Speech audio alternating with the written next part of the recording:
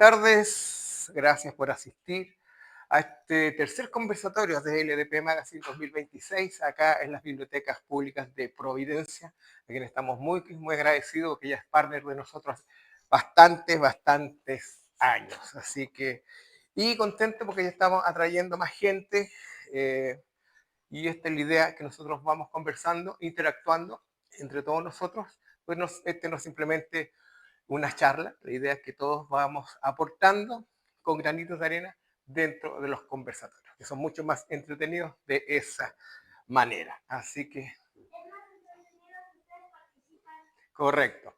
Ahí estamos viendo que está llegando más gente o viene al lado de la biblioteca. A ver. Sí, entro o no entro, entro o no entro.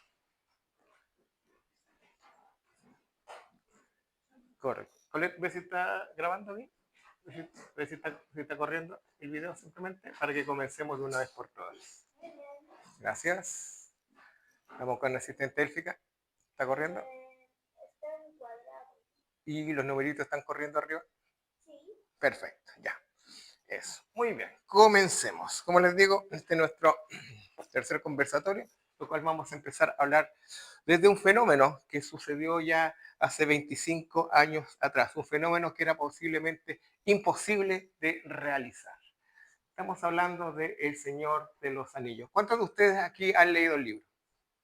Bien, muy bien. Preguntas antes de comenzar. ¿Quedaron satisfechos con la realización de Peter Jackson? ¿Sí? Sí, perfecto, ya. Porque irónicamente Christopher Tolkien no quedó satisfecho con eso. Y eso lo vamos a ir viendo durante el trayecto que comenzamos ahora. Como les decimos, acá Peter Jackson definitivamente, él empieza en cierta manera desde pequeño a ver qué es lo que se hacía o no se hacía directamente con, eh, con este proyecto, su sueño dorado. Entonces, lo que había que estar presente acá si era sí o sí, si realmente lo que teníamos al frente podía funcionar o no.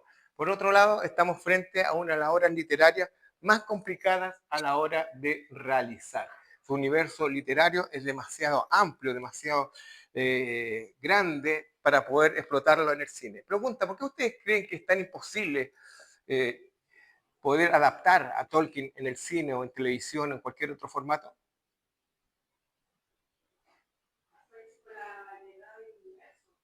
¿Ya?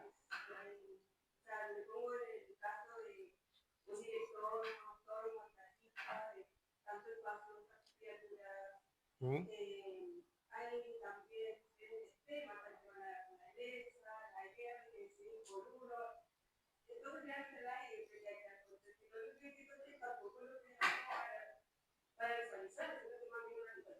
Uh-huh. Así es, correcto. Entonces tenemos este desastre que parecía casi imposible tratar de realizarlo, ¿sí? Pero Peter Jackson lo consiguió y pudo revolucionar el cine fantástico, ¿ya? O sea, él llegó y dijo, yo voy a cambiar todo, así que déjenme a mí esto. Una cosa parecida, sí, porque a ver, Tolkien es que cuando se fue, directamente él comienza a escribir prácticamente para él y para sus hijos, de una manera muy austera, muy escondido, siendo profesor. Él mismo dice que traspasaba sus textos, no tenía secretaria. Él mismo, después que hacía todos sus escritos, él iba y los escribía por máquina de escribir. En ese tiempo, no tenía asistente. Porque el sueldo de un profesor sabemos que es bastante paupérrimo en cualquier parte del mundo, ¿ya? Entonces, él hace este libro que es El Hobbit, que prácticamente es para sus hijos, y pasó por varias manos y él no quería publicarlo. Y es una editorial lo que a él lo convence para poder editarla en 1937, ¿ya? Esto era parte del género épico, claro, lo que se llama un Winsterman, que se puede decir como una, una novela de formación, que también eso lo discute Joseph Campbell con El Camino del Héroe, que ustedes lo conocen, El Camino del Héroe, la manera en que se va desarrollando, que el héroe sale de su habitué, del clima normal que puede tener y se enfrenta a un desarrollo mucho más grande que la vida misma y él tiene que enfrentarse a ese desafío y salir adelante y combatir y eso le va a cambiar su vida. Eso lo hemos visto en la literatura, lo hemos visto en el cine, los casos más emblemáticos, por ejemplo, Star Wars, con Luke Skywalker, copia también de Tolkien, Duna y de todo lo habido por haber, siempre lo vamos a encontrar algo de todo esto, que George Lucas lo tomó, lo metió en una batidora y lo metió en una coctelera y creó Star Wars, ¿ya?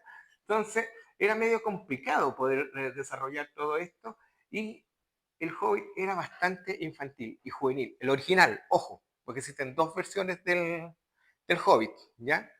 Entonces, empieza esto a marchar. Entonces, esto prácticamente era imposible tratar de poder, ¿cómo se llama?, adaptar esto directamente a la pantalla chica. Eh, la tecnología, por entonces, estaba al alcance de la mano, pero era muy cara. Hollywood prácticamente era quien dominaba todo el terreno, lo que era efectos especiales, especialmente ILM. Volvemos a hablar de George Lucas, quien dominaba todo esto, pero no había que echarse a morir y había que seguir adelante. Bueno, entonces, si tomamos, por ejemplo, lo que el viento se llevó de la escritora Margaret Mitchell, David O. Selkins, este gran productor norteamericano, ese fue su sueño dorado de transportar esta novela al cine. También es una novela totalmente complicada de tratar de llevarla, construirla, armarla, ¿ya?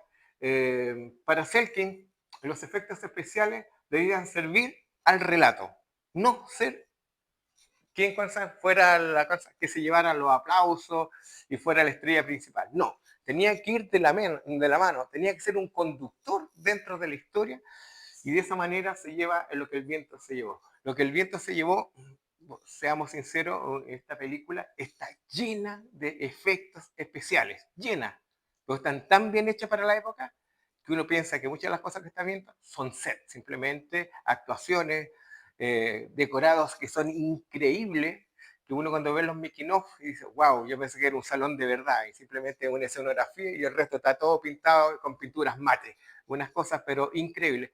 Hay cosas que le fallaron, sí, en la tecnología en esa época. Por ejemplo, se ve una escena que entran unos caballos a una fiesta, ¿cómo se llama? Uno detrás de otro, como en caravana, y eso sobreposición de imagen, porque estaban sobre una maqueta. Entonces se veían los caballos que iban como fantasmas atravesando los arbolitos y las otras cosas. Esa fue una de las ¿cómo se llama? Fallas que tuvieron porque no tenían la técnica posible, ¿ya? Entonces, ¿Mm?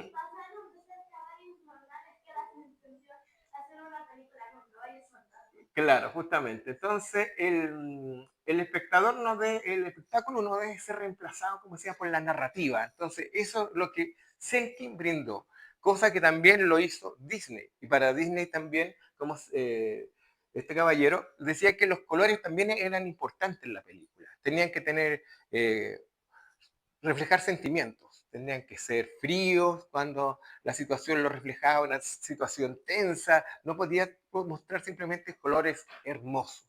Y eso Jackson y otros directores más con el tiempo lo comprendieron y lo empezaron a replicar en el mundo del cine. ¿Ya? Bueno, del Hobbit a la gran saga. Entonces, del éxito del Hobbit motivó a una continuación. Pero para esta continuación se le piden ciertos recambios a Tolkien en la novela, que tenían que cambiar el Hobbit para que en cierta manera encajara con el mundo del Señor de los Anillos. Entonces por eso tenemos dos versiones del Hobbit, la del 37 y una que sale años después, que una versión 2.0 mejorada, y que si alguien ha tenido la suerte de leer la original, aplauso, porque todo el mundo anda detrás de ella y es muy difícil conseguirla. No, prácticamente no existe. Yo he preguntado a muchos amigos de la asociación Tolkien, de afuera, de adentro, y nadie ha conseguido ni un ejemplar. No sé cuántos habrán imprimido en su fecha. No, acuérdate que eran grandes tirajes de libros que salían antiguamente. No, no es como hoy en día que se sacan. ¿Cuánto creen ustedes que las editoriales independientes sacan en sus libros? A ver, ¿cuánto creen ustedes? ¿Cómo cuánto? Correcto. Entre 50 a 250. Inclusive las grandes editoriales, estamos hablando de las casas como Zigzag o Penguin Random, que mandan a imprimir afuera, no son más de 5.000 ejemplares que sacan. Versus esto, que estamos hablando de tiraje sobre los 100 o 300.000 ejemplares que se imprimían. Entonces vemos ahí una gran diferencia, ¿verdad? De todo esto. Bueno, entonces de esta manera Tolkien llega finalmente, después de querer y no querer, dice, bueno, ya, se pone a trabajar en El Señor de los Anillos, lo completa y le entrega a la editorial este librote que vemos acá. Bienvenidos, adelante, sí, adelante, adelante. Este librote grande que vemos acá, que tal cual como ustedes lo ven. El editor le dijo, eso es imposible de imprimir.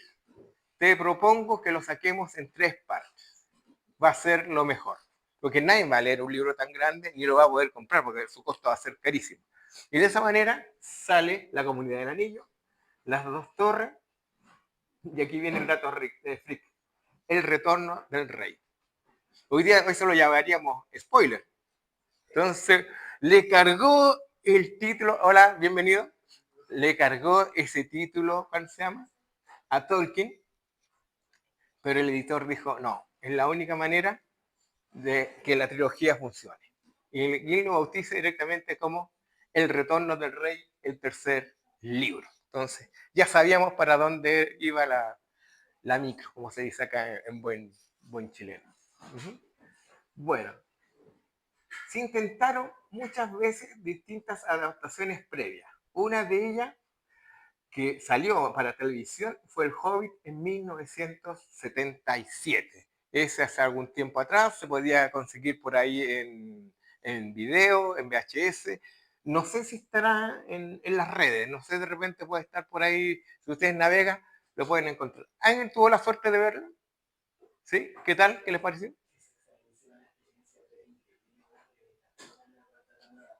¿Mm? ¿Mm?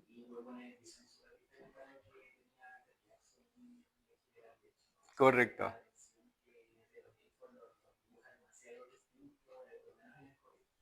Correcto. No, y la idea de acá de Rankin Bass, que se aleja del, ¿cuál se llama? De la tradición Disney que había para ese entonces, Rankin Bass es un tipo mucho más adulto. La gracia es que Rankin Bass, su productora, mandaba a dibujar todo a Japón.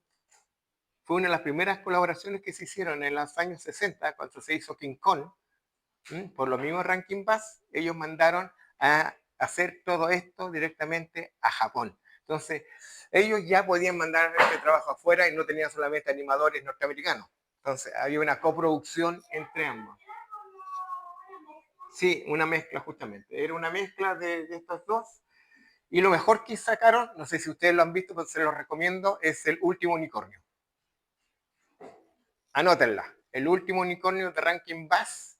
Increíble. Yo creo que es una de las mejores películas que hemos visto de animación por parte de Rankin Bass. Bueno, en el año 78 nos llega El Señor de los Anillos, de Rankin Bass, para cine, ya no para televisión, porque la otra directamente es para televisión, y les va bastante bien.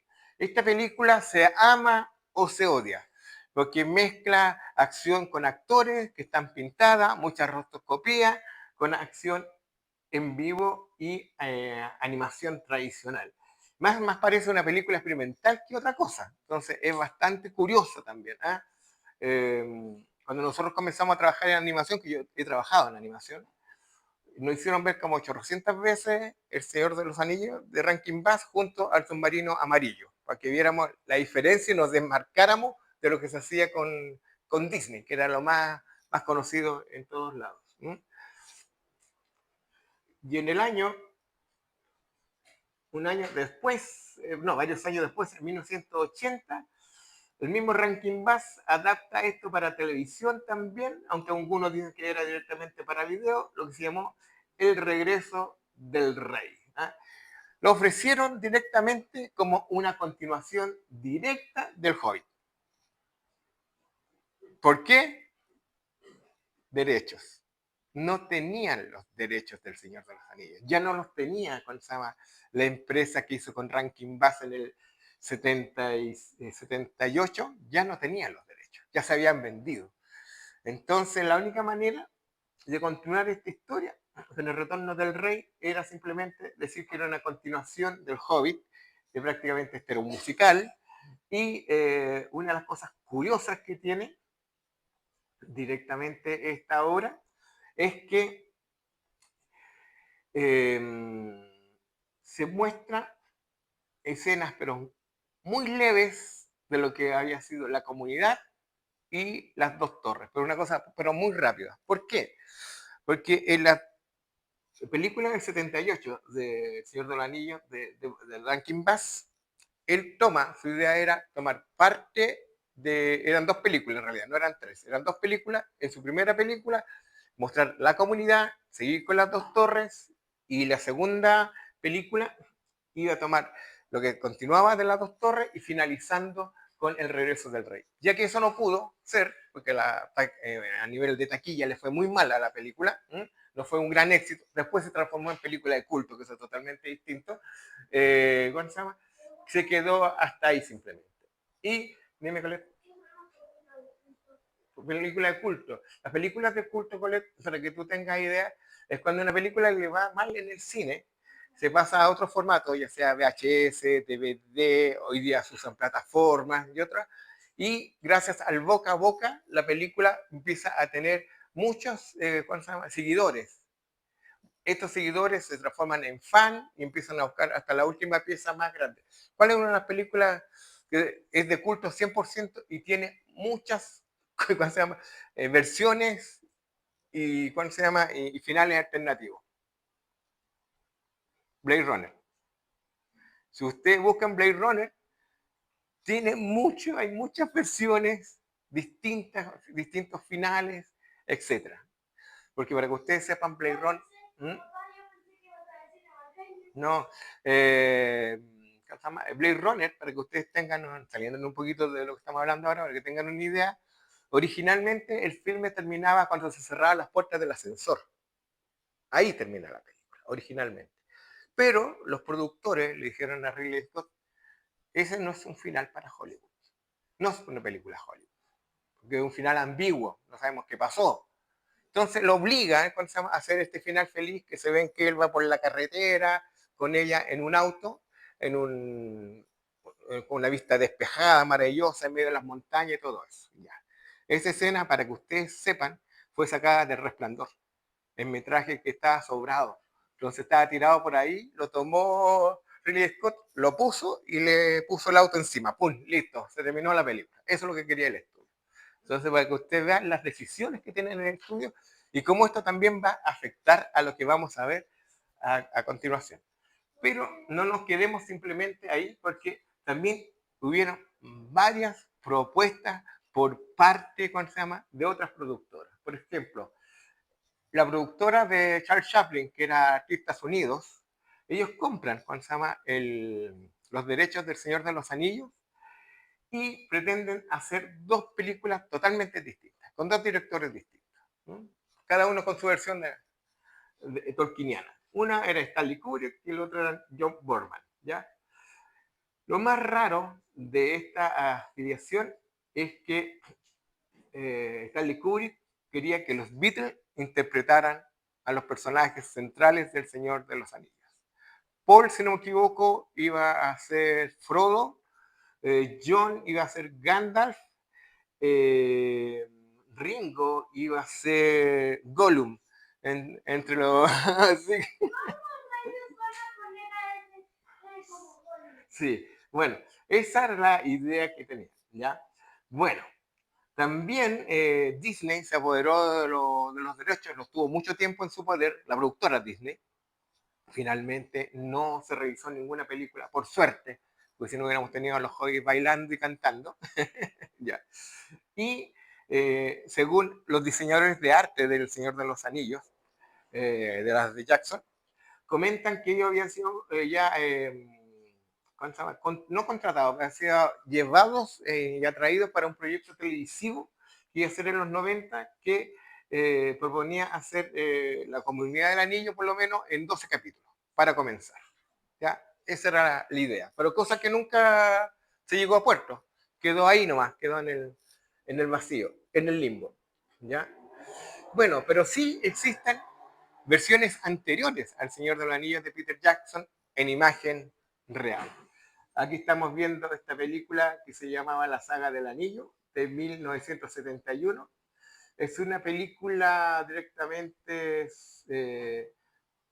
de Southwest Television, el filme experimental del director Bo Hampson. Esto encuentran algunos fragmentos en YouTube. Si ustedes lo empiezan a buscar, lo pueden encontrar. Hay algunos fragmentos que era una versión muy para niños. Se utilizaba unos dibujos muy infantiles como los que están atrás y mucho croma, mucho chapulín colorado para que se den cuenta, bueno, cómo pasaban los personajes por detrás.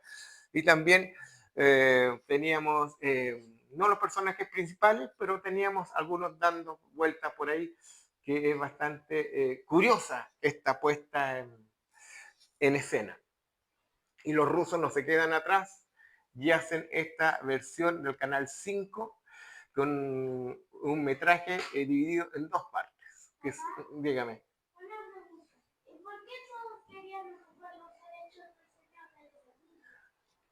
Buena pregunta. ¿Por qué ustedes creen que El Señor de los Anillos es tan importante tratar de adaptarlo al cine? ¿Por qué creen?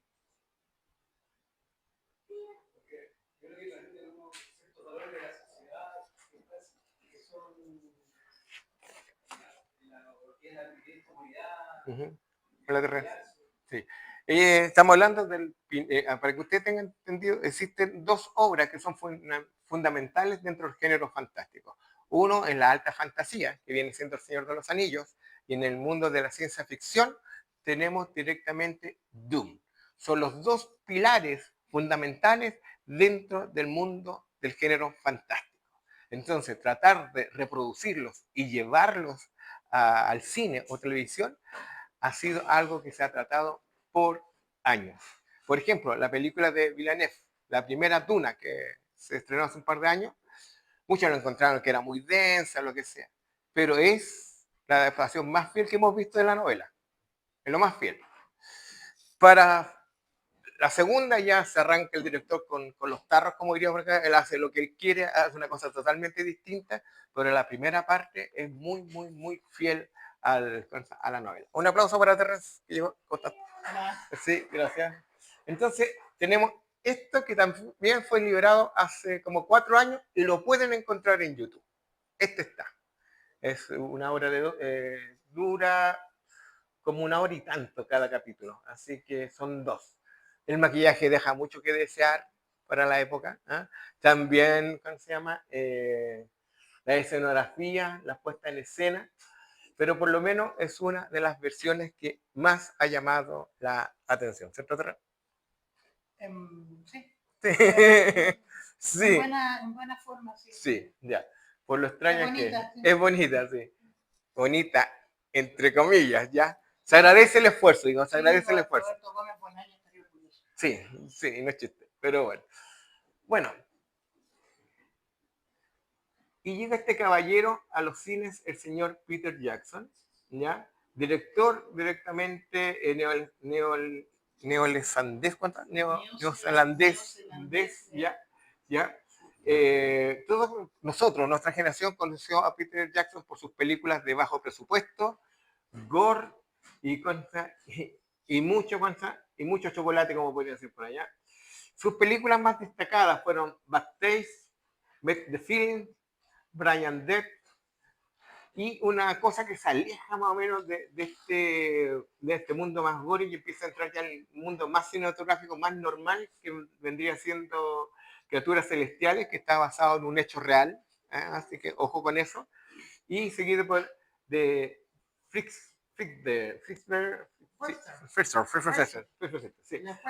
Sí, que es una película que está protagonizada por Michael J. Fox. Michael J. Fox, una película de fantasmas que... Sí. Sí, entonces el problema de de que ya Peter Jackson entra a la maquinaria y ya con esta película ya no vemos a ese director rebelde capaz de hacer cosas que te dejaran con la boca abierta y que fuera más allá de lo que nos mostraba Hollywood. Sí, porque es que ahora ya estaba pagando las cuentas al día. Correcto, estaba pagando las cuentas al día. ¿Ustedes han visto Muy esta bonito el película? cine independiente, pero Claro. ¿Ustedes la han visto alguna de estas películas? sí. ¿Sí? Ya. Ya, una independiente que recomiendo es Braindead, que es una comedia negra de zombies, ¿Qué estamos viendo ahí? que es la cosa más es una cosa muy grotesca. Yo me acuerdo que la vi un día desayunando. Ah, Después de un carrete, sí, me habían servido un plato de tallarines con salsa y empieza todo el mugrerío, pero ahí me di cuenta que no tengo estómago para ver esas cosas, estaba ahí de lo mejor y todo con asco. sí. Bueno, vemos a la rata de Sumatra que muerde a esta madre obsesiva con su hijo y ahí se desata todo el desastre en esta película, que es una de las películas más sangrientas en gore que se han hecho en la historia, que no es chiste, pero un humor bárbaro. Está hecho en tono de humor porque cuando se cae la oreja en la sopa así de oreja. Eso estamos resumiendo ahora justamente. Y después, sí. Entonces Hollywood y todos nosotros cuando nos enteramos que este caballero estaba detrás de un proyecto llamado El Señor de los Anillos, todos se preguntaron, ¿pero será capaz de enfrentarse a esta superproducción después de haber hecho todas estas películas que eran con el vuelto del pan? Lo que más imaginaba uno, que íbamos a terminar viendo eso. Ya, todos estábamos así con... El problema con El Señor de los Anillos, muchos de ustedes que lo hayan leído antes de ver la película, no creo que sean muchos, el problema es que tú lo lees y dices esto no se puede llevar a pantalla porque es una novela coral, es decir, que tiene muchos protagonistas, tiene muchas historias mezcladas. Entonces decir, ¿cómo diablos voy a adaptar esto? O sea, y sin embargo, tal como dice Roberto, Peter Jackson no era la primera opción para ser el director de la saga. Y eso lo vamos a ver, justamente. En esa época Miramax estaba mandada por este señor, el Harvey Weinstein, el viejo cochino ese que está preso ahora. Quería meterle un montón de recortes, quería hacer una sola película y no tres, quería cambiar de género a algunos personajes, hacer hobbit, mujeres o algo así. Y Peter Jackson se plantó en sus pies hasta que encontraron una productora para poder hacerla. Ahora, lo que está mostrando Roberto acá, esto me imagino que la vieron alguna vez, esta es como, antes de la de Peter Jackson, quizá era la adaptación más decente que había del Señor de los Anillos, sí, habíamos hablado. Pero quedó inconclusa. Sí. Ya. ¿Por qué colocamos esta imagen justamente de esta versión de Rankin Bass? Porque esta fue la película que detonó en Peter Jackson su obsesión por llevar El Señor de los Anillos al cine. ¿Ya? Dijo, tengo que conseguir los derechos, peleó por los derechos, peleó mucho, forjó mucho. Tenía los Artistas Unidos, que era la productora, después lo tuvo Metro Goldwyn Mayer, después los tuvo Disney. Pasó por muchas manos Como decía antes, después la tuvo Miramax y claro, lo que dice Roberto, cuando ya Peter Jackson estaba como director, dijo, ya, pues, tengo que buscar otra productora. Y encontraron la New Line Cinema, que era la que hacía las películas de Freddy Krueger. Si esto no tenía uno como fanático del cine o lo que sea, uno lo veía y dijo, no, esto no va a terminar bien. No. ¿Qué van a hacer? Que nos piden confesado, por favor. Entonces, a ver, Peter Jackson por entonces se le había ofrecido dirigir El Planeta de los Simios y también King Kong. La película que él está enamorado desde niño, pues también eso fue que le abrió las puertas al mundo del cine, King Kong. Abandonó El Planeta de los Simios, se lo dejó a Tim Burton y ya vimos el resultado que quedó. Y posteriormente él sigue trabajando con King Kong cuando directamente New Line Cinema, como dice Terrence, dice, bueno ya, démosle para adelante y hay que salir con esto como sea. Entonces abandona a King Kong momentáneamente. Para que sepan ustedes, King Kong también iba a ser una trilogía. Simplemente se hizo una película, se estaba trabajando en la segunda. Hay metraje hecho de King Kong que en los making of de los DVD sale todo para dónde iba la segunda parte de King Kong, y se hablaba que después iban por una tercera. Pero no sabemos qué pasó, pero finalmente el proyecto No, a King Kong le fue bien, pero no tan bien como pensaba. como pretendían, justamente. ¿Ya? Y a mi opinión le sobran como 20 minutos a la película. ¿Tú crees? Sí. Yo encuentro que esta película está perfecta, bueno. Pero bueno, así que, bueno.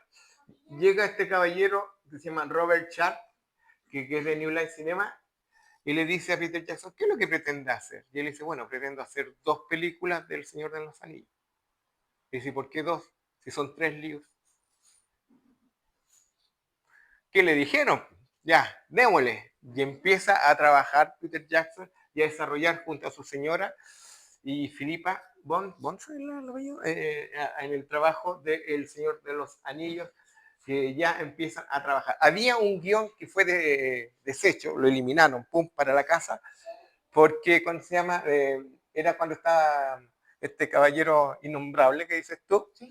Entonces, todo parte de ese guión se, se eliminó y se escribió todo de nuevo con Peter Jackson a la cabeza como guionista, con su esposa y Philippa. Entonces, entre los tres son los que crean este mundo cinematográfico. El problema, como ya decimos, ¿cómo adaptamos directamente El Señor de los Anillos al cine? Es una cosa que es muy complicada de hacer porque son muchos personajes, muchas historias, y los que lo han leído se deben dar cuenta que transcurrían de repente entre una cosa y otra años de años. Y el cine tiene que ser instantáneo, rápido. No podemos dejar que se enfríe. La gente no puede esperar al espectador tanto tiempo.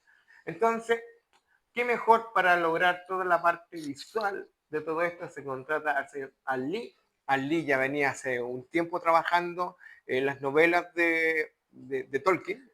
Él había sido... Lo que pasa es que Ang Lee había sido prácticamente el ilustrador oficial del Señor de los Anillos casi por 15, 20 años. Entonces, cuando uno vio la película, decía, esto se ve igual como me lo imaginé. No, no es como te lo imaginás, es porque viste toda la vida las ilustraciones del mismo tipo. Entonces, correcto. estaban basadas ya eso ya fue una buena señal para esta película. Correcto. Y el otro era John Home, que también son los 2 ilustradores oficiales del Señor de los Anillos, que son contratados directamente. Como dice Terren, uno se va a encargar directamente de los hobbits, el otro de la arquitectura, vestuario, armas y escenarios. ¿Ya?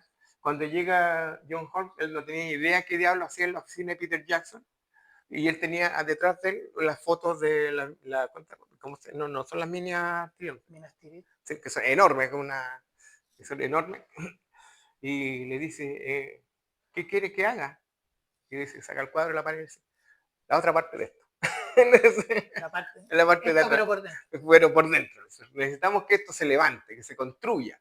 Y así se hace directamente. Se construye las maquetas y empieza a haber todo una unión. Porque en el cine hay muchos departamentos y subdepartamentos que hacen todo el trabajo. Si ustedes ven que una película se ve tan desigual a nivel de decorados, efectos especiales, CGI, efectos prácticos, y ustedes ven como una mercoche que nada cuaja, porque son distintos departamentos. Los tipos reciben, esto es trabajo, hay que hacerlo, está. Pero no hay un corazón realmente involucrado. ¿Y quién está detrás de todo esto? Es el señor Richard Taylor, que es diseñador de efectos especiales neozelandés. Ya, es un poquito complicado. Ya. Entonces, este caballero convence a Peter Jackson que lo deje a cargo de todo lo que van a hacer, efectos especiales, digitales, prácticos, todo, armas. Él va a supervisar todo para que tenga una coherencia de tal modo, de principio a fin, que todo resulte coherente en un mundo real. De hecho, Weta Digital nació gracias a esta película. Uh-huh. Porque crear las multitudes en CGI, en 3D, no era algo que se hiciera. Entonces se aplicó una inteligencia artificial para que los soldados, los ejércitos se movieran de acuerdo a lo que se les pedía. Hay un experimento que hicieron una vez cuando está la toma de... cuando Gondor van a refugiarse al abismo Helm y están rodeados por los orcos, dejaron que la inteligencia artificial tomara la decisión más lógica y los humanos arrancaron, ¿sí? Se esparcieron como moscas. Dijeron, no, esto no nos sirve. Sí. Ustedes se van a dar cuenta que realmente entre la comunidad al retorno del rey existe un abismo en calidad de efectos especiales. Porque esta era una escuela. En la primera se notan años y se notan los efectos digitales, se notan. Pero ya en la segunda no y en la tercera van de la mano, ya no se notan, están pero increíbles. Gollum, si se fijan, ya lo tenían armado, ya lo tenían listo y procesado, y sale en una escena que simplemente en el principio se asoma así como por una rejita y mira, ya, ese era el Gollum que tenía. Pero cuando llega Andy Serkis y empieza a interpretar el personaje, se dan cuenta que es totalmente distinto, que ellos no habían pensado eso, simplemente pensaban pasarle a los animadores y que animaron simplemente, no tenían vida. Y ahí empiezan a trabajar con la captura de movimiento, una cosa que es muy común hoy en día en cine también. Una de las primeras cosas que se empieza a hacer. Y la actuación de Senkin marca directamente lo que es el Golem, y para mí uno de los mejores trabajos hasta el día de hoy que no ha sido superado a nivel de animación, porque uno ve un personaje real vivo, que respira. Mira, y que se mueva. Yo veo mucha gente que empieza a ver películas más antiguas, de los 70, de los 80. Oye, dicen el CGI, aquí está raro. Dije, no es CGI. Un dato histórico nomás. La primera película con un CGI decente que funciona hasta el día de hoy es Jurassic Park. Antes de eso había imágenes en 3D, pero no se puede llamar efecto CGI porque no convence, y además que era evidente y tenía que verse que era 3D, en ese momento daba lo mismo. Y con las dos torres, el primer personaje con captura de movimiento se puede decir que es este.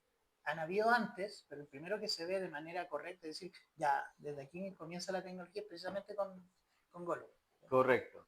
Entonces dejaron ese Gollum primogenio, que era el primero en la comunidad justamente, por respetar el trabajo de los técnicos, y era lo primero que habían hecho. Y posteriormente, cuando aparece ya en las dos torres, el que todos conocemos, dicen, ¿y por qué no lo han cambiado? Porque hoy en día George Lucas ha cambiado cuántas veces ya perdimos la cuenta, cuántas personas que ya ha cambiado esto y esto, perdimos la cuenta. Y Peter Jackson dijo, no, se conserva porque es lo que hicimos, es lo que corresponde, no tenemos que abusar de eso. Y así, gracias a este caballero, Richard Taylor, fue que tuvimos esta joya tan bien hecha. Curiosidades. Lo vamos a comentar un poquito más adelante, pero lo voy a comentar ahora. Hay un fenómeno que siempre se repite en Hollywood. En el 77, cuando Star Wars se transforma en todo un fenómeno cinematográfico, empiezan a salir inmediatamente un montón de copias, tratando de emular lo que se está haciendo gracias a Lucas, ¿ya? En Italia, Estados Unidos y en distintas partes. El Señor de los Anillos aparece en los cines y inmediatamente comienzan a aparecer producciones tratando de imitar todo esto. Entre ellos está Narnia, que tiene un mundo propio, que es totalmente distinto de otra cosa. Eran contemporáneos los escritores de Tolkien con el de Narnia, eran conocidos, amigos, y no tan amigos, pero ya, se soportaban, podríamos decir. Y el cuento es que la película llega a un minuto que no convence, que tenían prácticamente el 80% de Narnia armado, no convencía. Y llama justamente a este caballero y a Weta, que dice, traten de hacer algo con esto. Y ellos son los que meten mano en Narnia y tratan de arreglar, tratan de hacer lo que pueden. Pero tampoco el trabajo queda tan excelente, porque volvemos al mismo punto. No hay una sola persona como acá que se encargó de todo. Aquí hay distintos departamentos que cada uno hace lo que quiere. Entonces, ese es el gran problema del resto de las películas que empezaron a aparecer, el resto que se veían tan plásticas, tan artificiales y simplemente se estaban tratando de colgar un éxito comercial. Siempre hay que tener ojo con eso. Ya. Lo que pedía directamente Peter Jackson era realismo y autenticidad.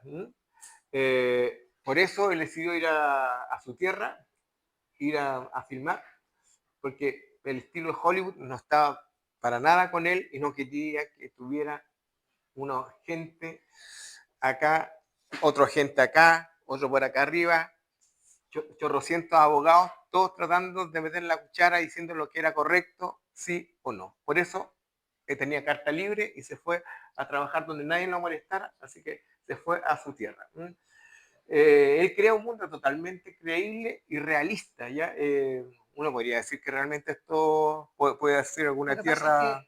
Sí, pero lo que pasa es que se dedicó a buscar lugares en Nueva Zelanda que fueran prácticamente idénticos a las descripciones del libro, y esa es la gracia. O sea, se dieron vueltas por varios países, creo que el sur de Chile también estuvo considerado para algunos lugares. Sí. Pero resulta que en Nueva Zelanda estaban todos los paisajes que podían reproducirse que estaban en el libro. O sea, sí.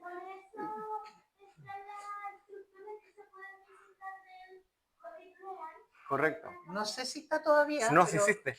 Sí está. El Hobbiton. Primero estaba como atractivo turístico. Hasta el día de hoy. Creo que ahora crían ovejas ahí. No, sí lo tienen ahora para casamiento. Hace menos de un par de meses atrás se estaba casando un matrimonio y pasó Evan Good por ahí y se metió en las fotos. Así, hasta la novia tiró al novio por allá, así que abrazaba a Frodo. Bueno. Entonces, bueno, el cuento es que eso es lo que se empieza a convencer con todo este realismo, y de esta manera la participación clave de todo esto son los departamentos de Weta Workshop y Weta Digital, que son los que van a ser los responsables de todos los efectos prácticos, efectos digitales y todo habido y por haber, y se hace ahí. Se contrataron artesanos de la zona para hacer las armas. Los trajes son pesados. Nosotros acá, vamos diciendo, hace un tiempo atrás, en los años 89, 90, hubo una exposición del planeta de los simios en el cine La Reina, ¿ya? Y los trajes que trajeron ahí eran los originales, los de la película, ¿ya? Lo exhibieron. Y eso es un amigo nuestro, Gabriel Mohan, le pidieron que por favor, ¿cómo se llama?, guardara los trajes. Y por entonces nosotros teníamos unos talleres y él usó la bodega que teníamos nosotros para guardar los trajes. Y con mala suerte que fue para un 18 de septiembre, y cuando cerramos la bodega y después volvimos a la fiesta, se habían metido a la bodega. Y habían sacado los trajes y todas las cosas del planeta de los simios, pero la gente no sabía lo que era y los dejó tirados, porque andaban buscando seguramente algo de valor. Y no tenían ni idea de lo que tenían entre manos. Y ahí nos dimos cuenta que a diferencia de estos trajes que son tela pesada, los trajes de planeta del simio eran todos de goma. Era todo goma. Uno era goma espuma, lo que sea, uno los tocaba. De lejos, claro, eran increíbles. Uno veía piel, lo que sea, pero era goma. Entonces, por eso no se los llevaron, porque si no habrían terminado en el persa. En el persa, claro. Entonces se salvaron por ese lado. Entonces, por suerte, encontramos este caballero acá que hace todo. Es que además, voy a contar una cosa muy personal. Yo trabajé de extra hace como una buena cantidad de años y hubo una producción chilena colombiana se llamaba Sitiados. No sé si usted la vio. No, se la dan en TVN como a las 3 de la mañana. ¿Sí? Cuando dice el logo del Consejo Nacional de Televisión, quiere decir que la van a tirar a una hora que no la va a ver nadie. El único que superó esa barrera fue 31 minutos. 31 minutos lo daban los días sábados como a las 6 de la mañana. La primera vez que lo dieron. Bueno, y en esa producción tenían armaduras y ropa de conquistadores españoles. Tenían vestuario para hombres y mujeres. El único lugar donde he visto que las mujeres iban más abrigadas que los hombres. Y nos tocó ocupar armaduras reales, entre comillas. Pero los trajes eran las chaquetones eran de lana, la ropa era de algodón, las armaduras eran de metal. No eran de hierro, pero eran de un metal, era una mezcla resistente. Y lo conversaba con otros actores. Es muy diferente ocupar ropa de verdad que estar ocupando un disfraz. De hecho, en la película se cuenta siempre que Viggo Mortensen no se quitaba el traje de Aragorn, lo llevó puesto durante casi todos los días de grabación. Correcto. Y la otra cosa que ellos nunca se sacan de encima, cada uno andaba con una copia del Señor del Anillo en el bolsillo. Porque le ayudaba a mantenerse el personaje. Correcto. Si tenían cualquier duda de lo que iba a hacer en esa escena, recurrían inmediatamente al libro. Todos, los técnicos, los actores, todos.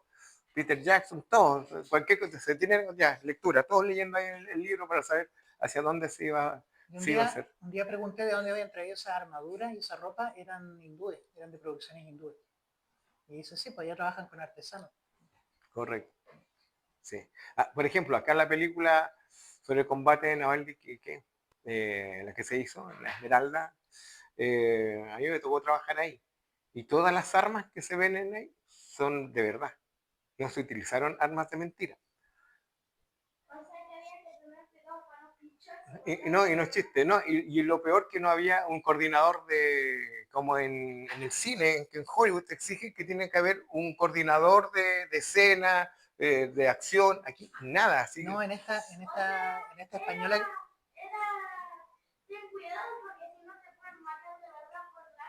Y no es chiste, sí. Sí, en la que estaba yo, solamente los actores tenían armas de verdad. Claro.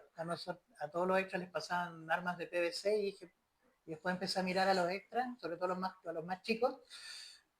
Sí, no les podéis pasar armas de verdad, esa gente estaba en los ratos descansando, estaban jugando y estaban. Bueno, como les digo, en esta en la Esmeralda sí, se utilizaron armas de verdad, no hubo un coordinador que se encargara de coordinar las escenas de acción. ¿Y por qué habían armas de verdad? Porque detrás de esto estaba las fuerzas armadas, estaba la Marina, los clubes de ex marinos que estaban ahí, y ellos al saber que estaba en la película y no habían armas, ellos fueron y llevaron sus propias armas que tenían de ellos, porque son las mismas hasta el día de hoy, y las llevaron y las prestaron. Entonces eran todas armas de verdad, no había ninguna que fuera de fogueo. Ya, cuidado porque ya, siéntate bien, muy bien, muy bien. Ya, ahí sí. Bueno, cambios en el guión, ya. Entonces, hay muchas escenas que se tuvieron que eliminar justamente para poder tratar de darle algún dinamismo directamente a la película. Cambio importante es la ausencia de Tom Bomberly. No sé si a ustedes les pasó cuando leyeron la novela, pero cuando llegamos donde Tom, encuentro que ahí uno se empantana en un capítulo que no avanza, no avanza, no avanza, no avanza. ¿Qué vamos a hacer aquí? Y finalmente cuando uno sale de ahí, uno dice, ya estamos preparados para cualquier cosa y seguimos adelante.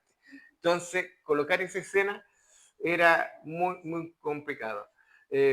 Hay un mayor protagonista de Arwen. ¿Por qué? Necesitamos el mismo Peter Jackson que acá. Teníamos que tener también una presencia no solo femenina, sino teníamos que hacer el romance para que funcionara como séptimo arte, como película. No es por otra cosa. Lo mismo que cambian cuando ella cabalga a buscar a Frodo, eso no está en el libro tampoco. Es otro. ¿Te acuerdas que lo...? Exactamente, otro. Es un elfo que lo único que hace es rescatar a Frodo y llevarlo y hacer el hechizo del agua. Y después nunca más vuelve a aparecer en todo el libro, en ninguno de los 3 libros. De hecho, en la película de la película animada lo cambian por Legolas, que tenía más sentido. Pero acá, claro, pues Arwen en los libros no tiene mucho, no tiene participación casi, ¿no? Y acá no, pues aquí agarraron a Liv Tyler, le enseñaron el idioma, le dieron ese espacio. Sí. Que le pudieron haber dado bastante más, pensaba yo en algún momento. Pero eso fue un cambio, fue un súper buen aporte. Sí. Entonces la idea directamente era mantener el ritmo, como le digo, cinematográfico, porque tenía que funcionar. Esto como película no podía tratar de empantanarse como película. De repente una serie de televisión podría darse esos lujos o otra más, pero esta no podía. Tenía que seguir el ritmo acelerado y vertiginoso. La manera, no sé si a ustedes le dio esa impresión. Cuando uno empieza a ver la película, da la impresión que uno está dentro de un videojuego. No para nunca. La cámara siempre está en movimiento. Aunque estén en reposo los personajes aquí conversando como estamos nosotros, pero la cámara lentamente va girando alrededor de ellos. La toma cambia de arriba. Se la jugó totalmente. Es un experimento visual muy bueno lo que hizo Peter Jackson con esta película. Ya. El rodaje es totalmente histórico. Fueron 8 años de producción en total. Se rodó desde 1999 al 90, ¿cómo se llama? Al 2000, que fue el rodaje principal con los actores. Inclusive Mortensen se quebró hasta un dedo en las 2 torres, donde pateando un yelmo en el piso, porque quería cada vez más realismo Peter Jackson, hasta que en un minuto dijo, pues ya me quebré hasta el pie, le dijo, Sí. quería más realismo, así que, ya. No, Así bueno, esa la saben todos. ¿Mm? Pues lo han repetido hasta el cansancio, que cuando patea el casco se rompe el dedo. Sí, pues, sí, Le partieron un diente también. también. Y cuando está peleando al final del Señor de los Anillos, cuando el Uruk-hai le lanza el cuchillo, primero el extra que estaba trabajando de Uruk-hai se le soltó el cuchillo, no era intención tirárselo. Pero Aragorn, digamos que ya no era Viggo Mortensen, era Aragorn, estaba tan bien entrenado que lo bloquea y lo tira para el lado. Y eso no estaba preparado. No está en el guión. Pero quedó demasiado bueno para sacar. Sí, bueno, que dicen que Diego también se pasaba casi la mayoría del tiempo, aparte de estar leyendo la novela, andar con el traje puesto, practicar espada, viendo que estaba afuera. Practicaba espada y estaba en modo Aragorn, o sea, prefería que no le dijeran vivo. Sí. Bueno, contó con un presupuesto total de 281 millones de dólares, las tres películas. La película Michael costó 200. O sea, que es poco. 281 millones divididos entre 3. Es muy poco. Y recaudaron a nivel mundial 2.917 millones de dólares en todo el mundo. Se transformó en todo un éxito. Claro, y que lo que pasa, las copias o las copias que los quieren colgarse del éxito, tal como dice, hacen Narnia, pero no se toman 8 años de producción, no se toman la coordinación con los dobles. Y esto lo escuché alguna vez de un dibujante de gringo. Decía, tú puedes que nunca te hayas subido un caballo, no sepas cómo cabalgar, pero tú miras en la pantalla a alguien cabalgando y sabes si lo está haciendo bien o mal. Y eso le pasa al espectador, o sea, tú no sabes nada de producción, no sabes nada de dirección de arte, no tienes idea, pero tú cuando ves algo y dices, no, esto no está, no sabes por qué, pero no está bien. Correcto. Se usaron 150 locaciones en total. Entre ellos también utilizaron un estacionamiento. El estacionamiento lo transformaron en pantano. Entonces, o sea que dijeron, hola, le queremos comprar este estacionamiento. No se lo arriendo. Se lo arrienda, ¿para qué lo vaya a comprar? ¿No? Le arriendo este estacionamiento. Cuando les dicen, aquí tienes estacionamiento, los otros, muy bien, ya pues. ¿Qué pasó con el estacionamiento? Está lleno de hoyos, sí, sí. Bueno, algo parecido pasó más o menos con los estudios en Inglaterra cuando se hizo el regreso del Jedi. Porque se hizo eran los foros de James Bond. Entonces son todas las películas de James Bond. Entonces lo arrendaron, porque era uno de los más grandes. Y ahí hicieron el pantano donde está Yoda. Entonces transformaron el estudio en un pantano de verdad, con agua, faltaban animales, no es que estuvieran adentro. No se veían animales, sí, se colaban. Se colaban. Entonces tenían la escoba, así que ya. Y bueno, terminaron de rodar, porque están en el segundo piso, me decían, están en el segundo piso. Ya me imagino los del primer piso. Ay, qué rico café, pero ¿por qué tiene una rana? Correcto, ¿qué tiene una rana? Bueno, terminan de rodar y sacan toda la escenografía y se dan cuenta que el piso se estaba rompiendo y estaba a punto de ceder hacia abajo y empezar a caer agua, que sería lo mínimo, que se cayera todo el piso hacia abajo. Entonces también fue una... O sea que es mejor que hubieran ocupado también otro estacionamiento. Sí, yo creo que sí, No sé. pero bueno. Entonces, la experiencia completa, entonces, donde podemos ver realmente lo que quería ver Peter Jackson, porque fue muy pillo en eso, porque tenía que cumplir, convencer a un distribuidor de cine que sea capaz de exhibirte una película que son más de 3 horas, para él está perdiendo plata, no es un negocio, porque si una película es de 1 hora y media a 2 horas 10, ya, pasa, porque viene la otra fila y vamos entrando a la sala. Por eso se considera largometraje 1 hora y media, mínimo, 90 minutos. Correcto. Y ¿cómo se llama? Peter Jackson fue pillo en esto y dijo, no, vamos a hacer una cosa totalmente distinta y vamos a empezar a rodar, o sea, a utilizar las escenas que quedan en una versión extendida que sea mucho más larga. Si eran 180 minutos la primera película, la otra fue de 228 minutos, mucho más larga. Entonces, ahí vamos viendo que el metraje es mucho, mucho mayor. Pero el que se lleva las palmas es el Retorno del Rey con 251 minutos, que son casi 4 horas de película. El mismo dice que quedó mucho metraje fuera porque había que resolver muchas cosas y que finalmente no las resolvieron, porque eso sí que hubiera sido imposible hacer una película tan larga y que los espectadores aguantaran tanto tiempo. Por eso resuelven ciertas cosas que son puntuales dentro de la historia. No, si no, o sea, imagínate que que tu función empieza a las 12 de la mañana, y si son 4 horas, 12, 1, 2, 3, estás hasta las 3 y se te olvidó almorzar. Correcto. No, se te van todas las personas en medio de la película. Correcto, eso es lo que está pasando. Entonces, toda esta experiencia de la versión extendida, ¿ustedes tuvieron la oportunidad de verlas, la versión extendida? Sí. Y se explica mucho mejor, y uno comprende muchas cosas de forma mejor con la versión extendida. Cosas que no se habían entendido. Correcto. A ver, el éxito fue totalmente mundial. Peter Jackson, o sea, su equipo en total ganaron 270 premios en total. Fueron nominados 228 veces en distintas categorías alrededor del mundo.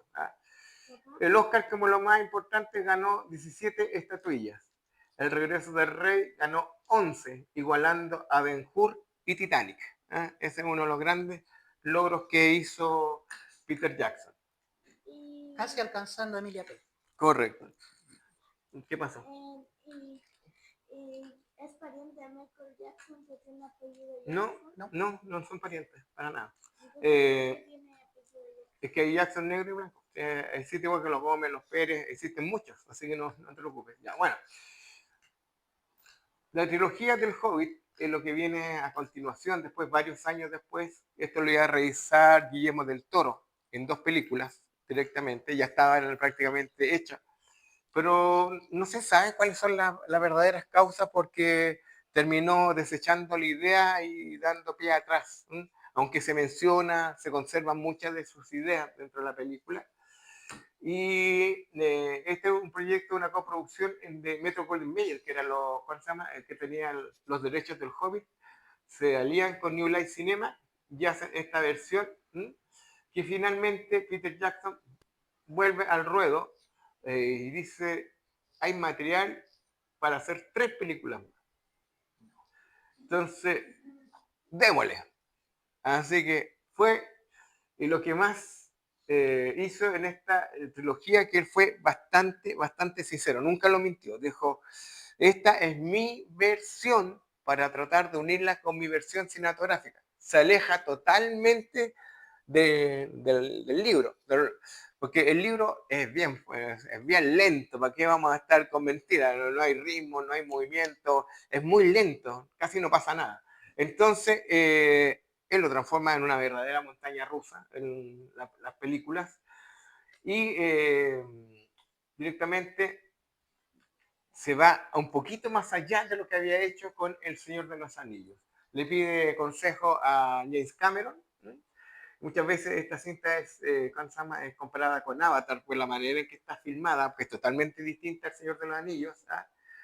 Por ejemplo, se empieza a realizar directamente ya más fondos azules, cosas que las anteriores no se habían hecho.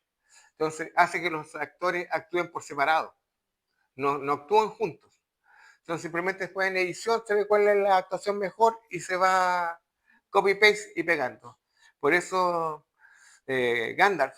Ian McKellen McKellen no salió muy contento. No salió contento. Hay una parte que dice que él ya no aguantó más, dice que dio todo y se puso a llorar porque dijo que realmente él estaba acostumbrado a interactuar con otros actores. Entonces no estaba acostumbrado a hablar a alguien que no está ahí. O sea, como los locos que hablan con... No, me recuerda a mi compañera de colegio, la Patricia Leiva, que se pone a hablar en medio de la clase con fantasmas, parece, porque habla con el aire. Chuta, ya, estamos bien. Hay que llamarlo caso fantasma. Ya. Entonces, chicos, en esta película se utiliza la que se llama tecnología HFR que se hacen 48 frames por segundo, porque ustedes saben que las películas son 24 cuadros por segundo.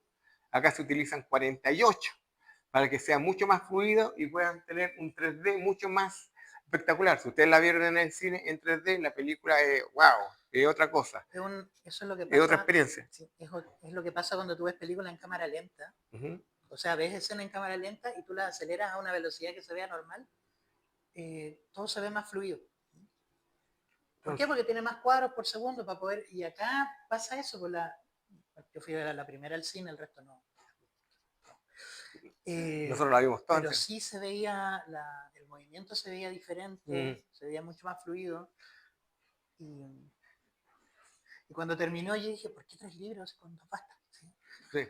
Así que, sí, honestamente, hubieran sido, yo creo que con 2 películas alcanza de más. Todos se leyeron El Hobbit, ¿cierto? Ujú. Sí. Ya, pues, el Hobbit como tal como dice, el Hobbit es un libro mucho más, de una orientación mucho más infantil, ¿sí? Es una trama mucho más sencilla, ¿sí? Tal como dice Bilbo, es una ida y una vuelta, o sea, No es nada más. no era necesario darle tanto, Dios. Entonces da la sensación de que, bueno, aquí, esta es la película que vienen a sacarnos plata. Esa fue la sensación que me dio con eso. Pero bueno, ya. Entonces, De hecho, perdona, le pidieron a Viggo Mortensen si quería volver como Aragorn para ocuparlo en vez del personaje Bardo. Y Viggo Mortensen dijo, no, sí. No está, mira el libro, no estoy, no salgo. no existo. Pero bueno, tenemos directamente, sí, ya tenemos el legado de la Tierra Media. Es una influencia en el cine fantástico, moderno. Tenemos videojuegos, tenemos un coleccionismo desbordante hasta el día de hoy. Hay cada figura que son preciosas. Una se inundó directamente a la cultura popular, inspiró demasiadas imitaciones, como ya dijimos. Consolida a Peter Jackson directamente como un referente obligado actualmente del género fantástico. Esta es una escena que está cortada, que no se utilizó realmente en el. ¿Cuándo se llama? En el. ¿Cuándo se llama? Las 2 torres, porque después vuelven a aparecer más adelante, porque esta era como una escena como que aparecían al principio, sí. Pero después aparecen en la batalla. ¿Te acuerdas? Ya, esa. Ya. Entonces, ahora, hace 3 días atrás, este caballero en el Festival de Cannes número 79 recibe la Palma de Oro honorífica, y agradece a Elian Wood por, ¿sí? por hacer esto posible, y dice que El Señor de los Anillos estará allí para hacer la película que siempre yo quise o yo quería. Entonces era la película que él siempre quiso hacer y armar Peter Jackson. Estaba muy, muy, muy contento con esto. Y las noticias no nos quedamos solo con eso. Ayer se anunció oficialmente por la misma boca de Peter Jackson que se nos viene el San Millón. San Marillion. San Millón, sí, se nos viene. Sí, película. ¿Qué significa? Por lo menos, sí. Bueno, el problema es que dice que como Christopher Tolkien, que era el hijo de Tolkien, no le gustaron las películas, ni El Señor de los Anillos, ni El Hobbit. Seguro que le encantó Los Anillos Poetas. No, ahí está, no, ahí se está arrancando su tumba. No, es lo mejor. Claro. No, entre paréntesis, creo que la respuesta que dijo cuando le dijeron, oye, Los Anillos del Poder es un asco, y dijo, y eso que no viste las propuestas de la otra plataforma. Dijo. Correcto. Entonces, el cuento es que oficialmente Peter Jackson ya lo anunció, pero no se ha pronunciado ni Live Cinema ni nadie más. Yo creo que todo depende de cómo le vaya a esta película de Gollum que quieren hacer. Entonces, a ver, la idea de New Line Cinema era comenzar con El Señor de los Anillos de cero, ahora, con nuevos actores, una nueva propuesta, como lo que están haciendo ahora con Harry Potter, para llegar a un nuevo público y expandir el universo de Tolkien, ya que no está, y llegar a un acuerdo comercial con los nietos, que son los que tienen actualmente los derechos, pero ahora que está Peter Jackson a cargo, que él va a ser el supervisor de todo esto, dijeron, no hay para qué hacer una nueva versión del Señor de los Anillos. Sigamos con el resto de los libros y creamos un universo en expansión continua de una serie de películas más. Inclusive se están hablando inclusive de llevar los anillos del poder, también se está hablando. Si se llegan a... Porque hay muchos personajes que no aparecen durante la batalla central que nosotros vimos en El Señor de los Anillos, Galadriel y otros más, no aparecen, pero los anillos del poder sí se mencionan que ellos están en otros sectores peleando, y eso entrarían a cubrir. Entonces tendríamos como aquí el Señor de los Anillos si fuera un árbol, y por detrás los anillos del poder, San Minión y todo lo demás alrededor. Va a ser, si además va a ser una alpargata al lado de esto. O sea, como Hagan, que hay que préstenles estar plata, denles plata, pero que no hagan nada. Si y a los necesitan demás plata, lados denles están plata. los demás Correcto. peleando por sus Correcto. anillos. Entonces, eso es la noticia, lo último que supimos ayer de boca del propio Peter Jackson. Veamos qué dice New York Light Cinema, qué es lo que dicen las productoras, y veamos hacia dónde se va a encaminar todo esto. Y directamente tenemos un legado cinematográfico, como dije al principio, como ha pasado con Lo que el viento se llevó hasta el día de hoy. Es una película muy fresca, que a pesar de ser del año 30, uno lo ve y se ve tan moderna como cualquier otra película, cosa que no pasa con otras. ¿Ah? Peter Jackson logró adaptar una obra que era considerada imposible, ¿ya? Combinó tecnología, narrativa y realismo visual. Y directamente esto se transformó en una pieza, sí o sí, un referente dentro del género fantástico. Y El Señor de los Anillos hoy en día ya no se considera fantasía épica, hoy día se considera alta fantasía. No existe nada más alto a nivel fantástico que El Señor de los Anillos. Lo único que está a su altura, que lo han dicho algunos expertos, que es La búsqueda del pájaro del tiempo. Un cómic francés que está dividido en 4 partes y que también tiene una mitología totalmente única. No le copia a nadie, porque el resto de los libros del género fantástico terminan copiando sí o sí a Tolkien en algún minuto. Muy recomendable, traten de buscarlo ahí. O sea que en cualquier momento, o sea, no importa qué película, todos se inspiraron en esto. Correcto, sí. A ver, ¿te acuerdas cuando combaten con los elefantes? No, no son elefantes, tienen otro. Son Olifant, son los Olifant, sí. Son Olifant. Olifantes, cuando pelean con los olifantes, eso inspira a George Lucas en el, ¿cómo se llama? Con los At-At en el Imperio Contraataca. Exacto. Entonces, hay un montón de referencias de un montón de otras partes que han sido sacadas de acá. Pero digo, los grandes referentes del cine fantástico son dos. El Señor de los Anillos y por el lado de la ciencia ficción, Dune. O sea, Duna, justamente. Son los ejes centrales de todo esto. Entonces, con eso hemos echado un vistazo rápidamente a estos 25 años del Señor de los Anillos y esperemos que siga esto encumbrándose y encantando a nuevas generaciones. Por ejemplo, ella ya se ha visto la trilogía completa, pero las versiones extendidas, no las de cine, y se las agarra ella al derecho. Entonces, eso indica que tenemos esperanza. Esperanza. No, Sí, mira, tenemos esperanza. un reboot del Señor de los Anillos ahí por el 2080, así cuando ya ninguno de nosotros esté acá.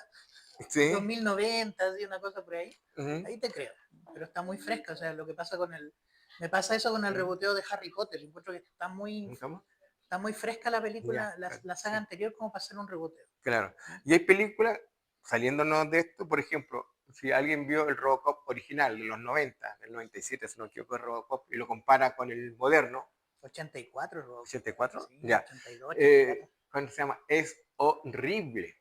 No tiene nada que ver, se pierde toda la médula central, que es una increíble película de ciencia ficción. Está dentro del género. El otro simplemente una película palomera, como decimos nosotros.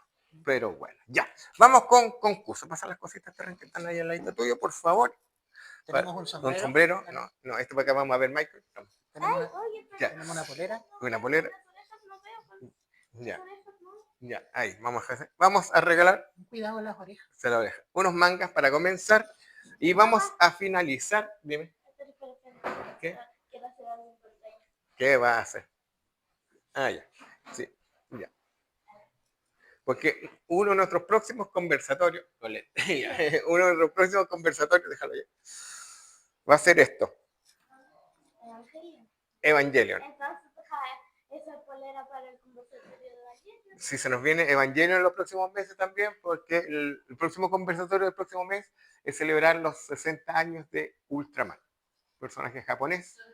Así que vamos a tratar de tener aquí a Japonesistas Chile también que nos colaboren. Así que, porque Ultraman también hasta el día de hoy tenemos nuevas generaciones de ultras que nos siguen deleitando y peleando desde la Tierra a la Luz por defender este planeta Tierra que todavía no buscamos qué diablos lo Oye, están sí, pero defendiendo. para divertirse, ¿no? Si las últimas peleas parecen cumpleaños monos y no se entiende nada. Todos contra todos, sí.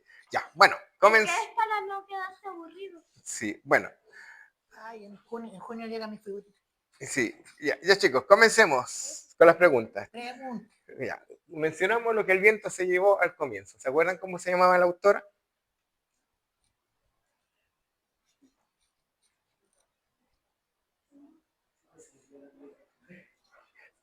Ya, pero ¿no? Ya. Sí, es Margaret Mitchell. Ya, para que sepan por ahí, ¿sí? Y de hecho, lo que el viento se llevó tuvo una expectativa igual de alta que El Señor de los Anillos cuando se iba a hacer la película. Correcto. Uh-huh. Y lo más complicado fue encontrar a Scarlett. Y lo terminó haciendo una inglesa. Sí, pero es que cuentan que llegó así, estaban filmando la escena de la destrucción de Atlanta, y estaba todo el fuego, y en eso el director le dice, oye, tengo una postulante para Scarlett, y ella llegó y el fuego le daba las luces rojas en la cara, y decía, oh, sí, ella es. Y dice, Mi papá, ¿te acuerdas que el otro día en el programa con Terrence mencionaron que en una casi se nos muere la actora interpretando a Juana de Arco? Ah, sí, también, esa fue Bueno, otra. No, lo voy a contar. En una de las primeras adaptaciones de la vida de Juana de Arco, de los años 20, una producción europea, estaban en la escena final donde la pobre actriz ya la tienen lista para que se le prenda fuego, y algo falló, y de repente una enorme llamarada de fuego se le vino encima. Y en la misma grabación se ve como un tramoya, llega, se lanza encima, le pone una toalla encima, bueno, y la cubre él con su propio cuerpo. Correcto, sí. Algo que en la vida real le hubiera gustado mucho Yeah. a Juana de Arco que alguien hiciera. Bueno, otra de las cosas que ayer se anunció también por boca del mismo Peter Jackson, y esto parte para que concursemos el tiro esto, él tiene una asociación con Steven Spielberg. Entonces, tienen un proyecto en común que está ahí durmiendo y él tiene que hacerse cargo de la segunda parte, porque él ya Spielberg hizo la primera y la segunda la tiene que hacer Peter Jackson. ¿Cuál es? ¿Lo mencionaste? ¿Mm? No lo mencionamos, pero eso es... ¿no? Tam Tam o Tintín. Bien. Bueno, algo más simple. El nombre del actor que interpreta a Gollum. Andy Serkis. Ya, por ahí. ¿Quién respondieron dos a la vez? Dos personas. ¿Ya? Ya. Ya sabes, una para allá. ¿Tres? Y otra para allá. Ya. Y otra más para allá. Ahí los tres ya, vamos por ahí. Sí. ¿Sí? Para adelante, sí.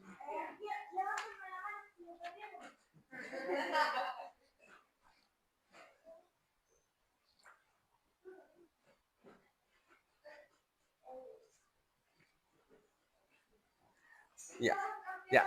Mencionen algunas de las productoras que tenían los derechos del Hobbit. ¿Mm? Correcto, Metro Goldwyn Mayer. Sí, esa era una. Disney no, él tenía el del Señor de los Anillos. Sí, ya. A lo cual Tolkien le dijo, tócame el Señor de los Anillos No, y te voy a congelar ahora. Es que ya me imagino la versión Disney. Hola, Gandalf, ¿cómo estás tú? No sé, una cosa así.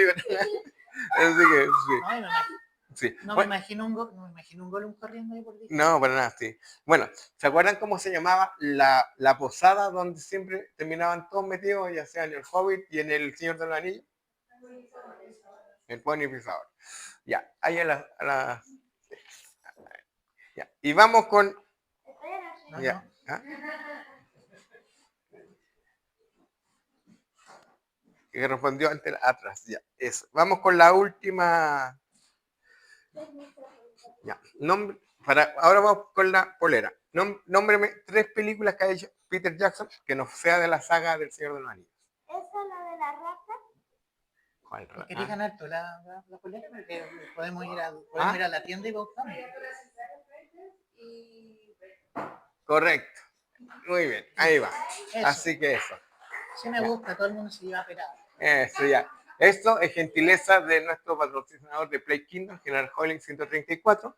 Si ustedes son amantes de la música celta, lo medieval y todo esto, el día 30 va a haber una feria. Ahí, a partir de las 11 de la mañana, en General Hoyling 134. Nos pueden seguir en nuestras redes sociales, que es LDP Magazine, y van a tener toda la Es re información. fácil llegar, en Metro Los Leones, tienen que salir por la entrada de Suecia, están los bares, está el motel, por la vuelta. Correcto. Por el medio del pasaje ahí está la... Vamos terminando. Ya. Sí, bueno, entonces, amigos míos, muchas gracias por haber estado con nosotros. Espero que lo hayan disfrutado. ¿Preguntas o alguna cosa que quieran decir antes que nos vamos? Perfecto, entonces lo guste. Perfecto, ya.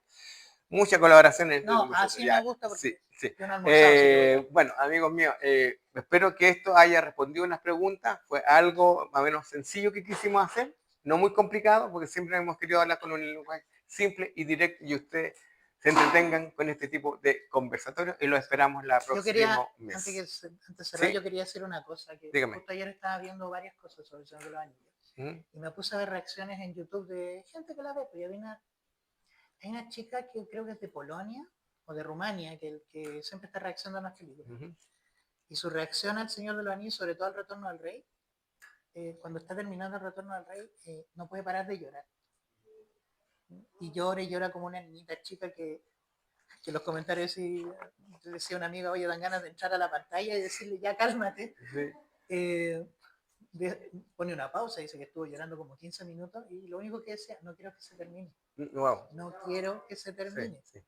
Sí. Entonces, ese es el tipo de reacción que crea esta película. Que crea esta película y esta historia. Sí. Hay algo que se me quedó en el tintero de comentar. Yo tengo una amiga que se llama Rosy Cerda, tiene aquí en el Omnium tiene un negocio de Crafty, que es de para tejido, y ella me contaba que ella vive en Ñuñoa, que uno de sus ex vecinos, pues ella se ha cambiado varias veces, que era una persona de tercera edad ya, avanzada, dicen que eran los dueños de los terrenos en Nueva Zelanda donde se filmó El Señor de los Anillos. Y siempre le comentaba, no, sí, lo filmaron ahí en mi casa, y a la vuelta en el terrenito que teníamos para el día.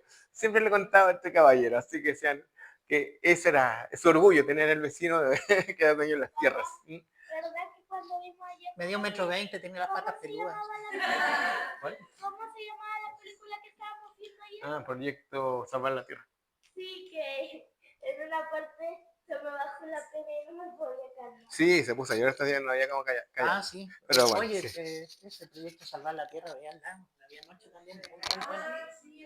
Saint Mary, la de Ryan Gosling. Sí. Oye, me sorprendió, buenísima, tiene efectos prácticos. Ryan Gosling se manda la actuación de su vida. O sea, a los 10 minutos de la película ya te tiene llorando y no sabes por qué. Sí. Y nos golpeó cuando sale, no spoiler, pero gracias a la vida, la canción. Sí, sí, pero bueno, ya.